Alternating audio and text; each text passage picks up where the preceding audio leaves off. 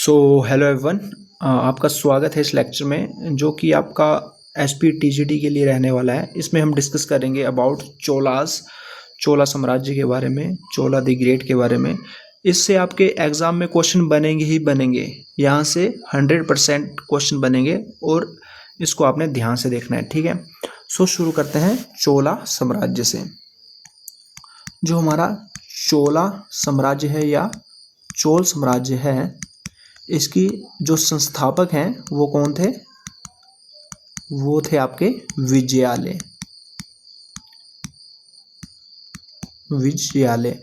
और जो ये चोल हैं, ये पहले किन के अधीन सामंत थे? ये पहले पल्लवों के अधीन। वेरी इंपॉर्टेंट पॉइंट, यहाँ से क्वेश्चन आता है। ये पहले पल्लवों के अधीन सामंत थे और इनकी राजधानी क्या थी? जो इनकी राजधानी थी वो थी तंजौर या फिर तंजावुर। जो हमारे चोला हैं इनको भी हम अर्ली चोला और लेटर चोला के दो भागों में बांटते हैं। जो हमारे लेटर चोला हैं वो हमारे लिए ज़्यादा इम्पोर्टेंट है। इनका जो टाइम पीरियड था आपका वो था 850 से लगभग 1280 ईस्वी तक। और जो इनका प्रतीक चिन्ह था वो था बाघ, ठीक है। और जो विजयालय के बाद जो शासक हुए, जो इम्पोर्टेंट शासक हैं, वो थे आपके परांतक प्रथम।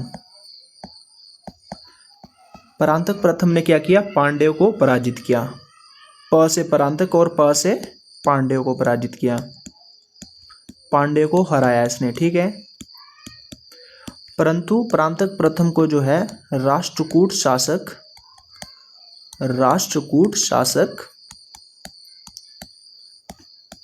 कृष्ण तृतीय ने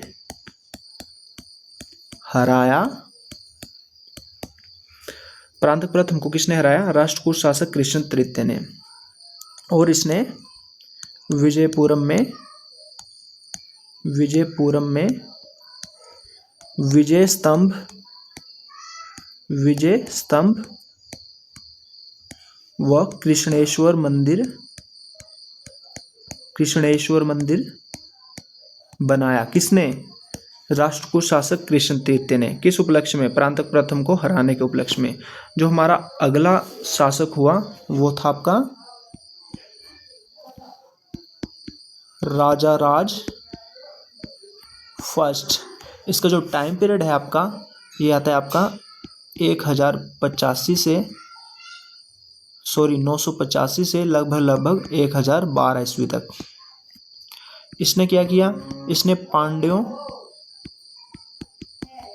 व चेरों दोनों को हराया इसने, ठीक है।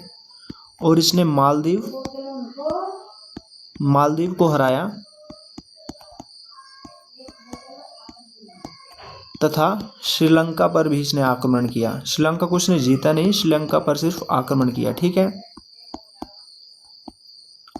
इसके अतिरिक्त इसने श्री विजयपुरम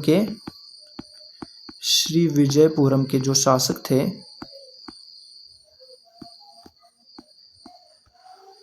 उनसे जो है नागपट्टिनम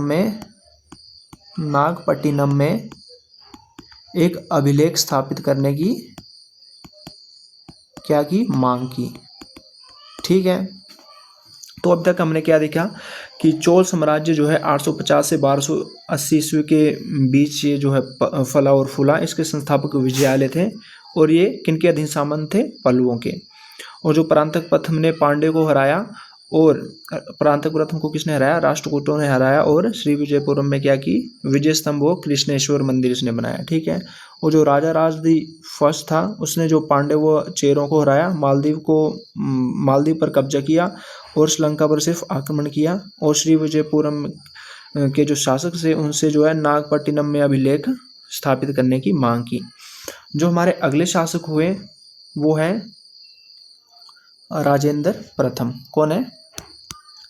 राजेंद्र प्रथम। ये जो भी बातें आपको बता रहा हूँ ये मोस्ट इंपोर्टेंट है, ठीक है। इन्होंने लगभग आपका 1012 से 48 ईस्वी तक शासन किया।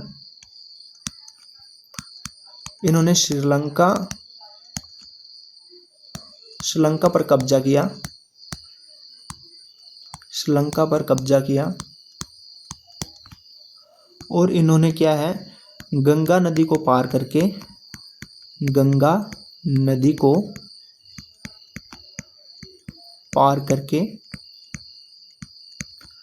बंगाल के स्थानीय राजाओं को हराया।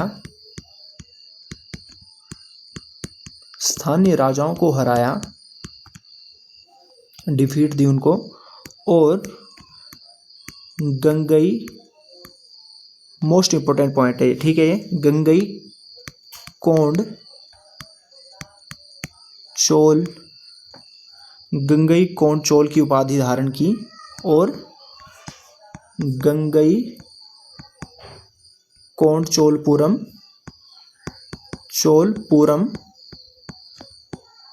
क्या किया, नगर बसाया। रिकॉल करेंगे, राजेंद्र प्रथम 1012 से 1044 ईस्वी तक इसने शासन किया और इसने श्रीलंका पर कब्जा किया। गंगा नदी को पार करके बंगाल की स्थानीय राजाओं को हराकर गंगई कोंड चोल की उपाधि धारण की और गंगई चोलपुरम नगर बसाया। क्योंकि इसने गंगा नदी को पार करके जो है इसको हराया था, इसलिए इसने ये उपाधि धारण की थी, ठीक है। और जो इसका एक और इम्पोर्टेंट कार्य है, इसने आपका जो मंदिर बनाया गंगई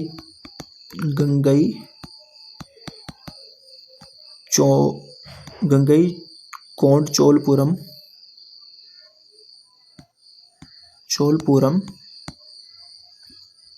जो इसको इरेज ही कर देता हूँ यार,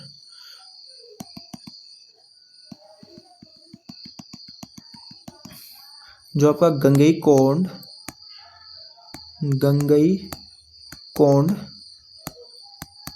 चोलपुरम में इसने एक मंदिर बनाया जिसका नाम था आपका बृहदेश्वर मंदिर।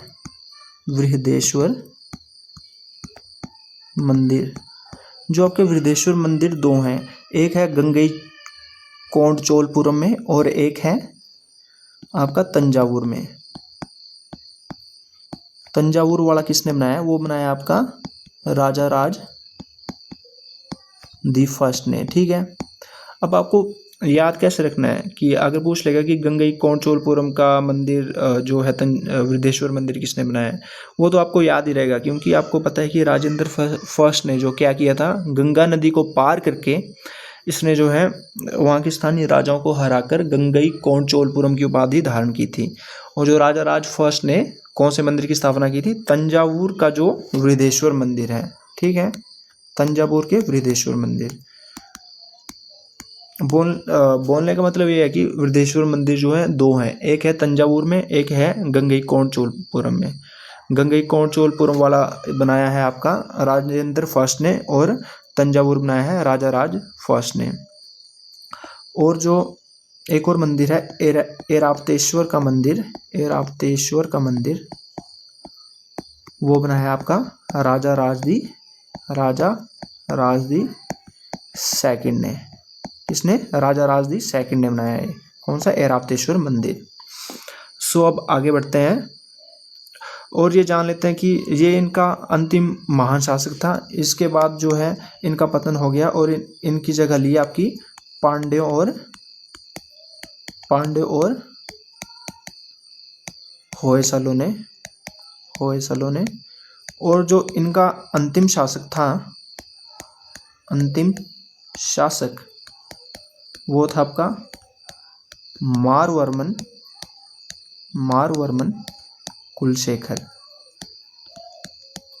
ठीक है। इनके राजा समाप्त होते हैं। अब हम डिस्कस करेंगे इनके मंदिरों की शैली के बारे में, जो कि मोस्ट इंपॉर्टेंट है, यहाँ से क्वेश्चन आता ही है, ठीक है। इस समय में जो है 3 प्रमुख शैलियाँ थी, वो थी आपकी नागर शैली, एक थी आपकी नागर शैली, नागर शैली, विमान शैली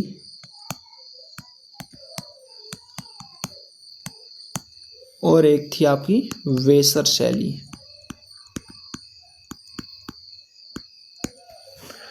नागर शैली, विमान शैली और वेसर शैली।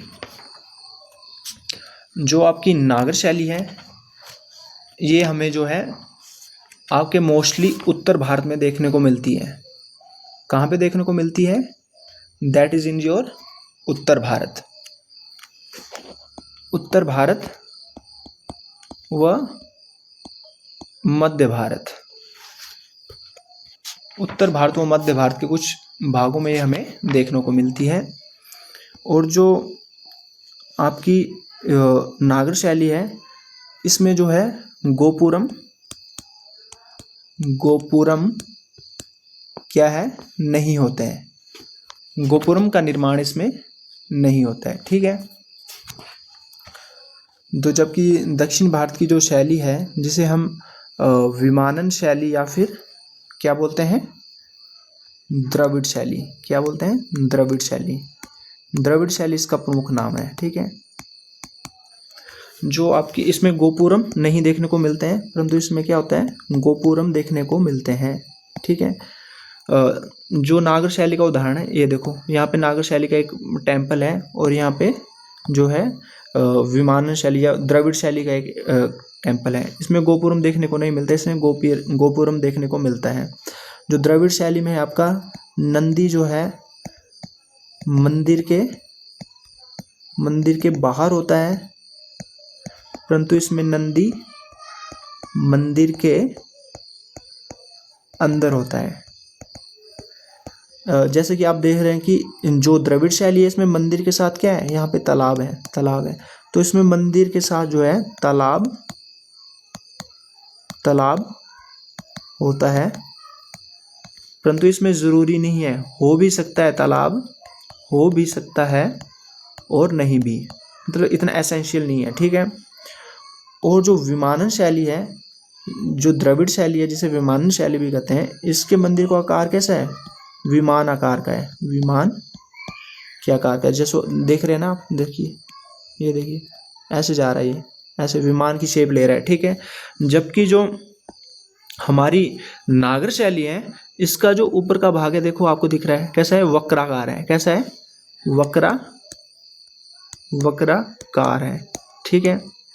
तो आपको ये ध्यान रखना है, इनसे जो पूछ लेता है कि इन दोनों में फ़र्क क्या है, डिफरेंस क्या है। ठीक है। और जो वेसर शैली है आपकी वो जो है नगर प्लस आपकी द्रविड़ शैली का जो है क्या है? मिक्सचर है। ठीक है।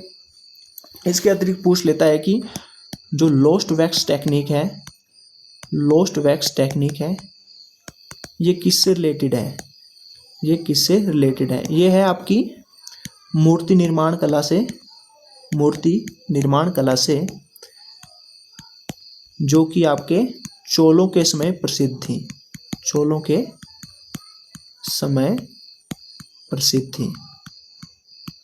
सो आज की वीडियो के लिए इतना ही। उम्मीद करता हूँ कि आपको ये पसंद आई होगी। So thank you and keep watching, keep learning and do your best in your examination. Thank you.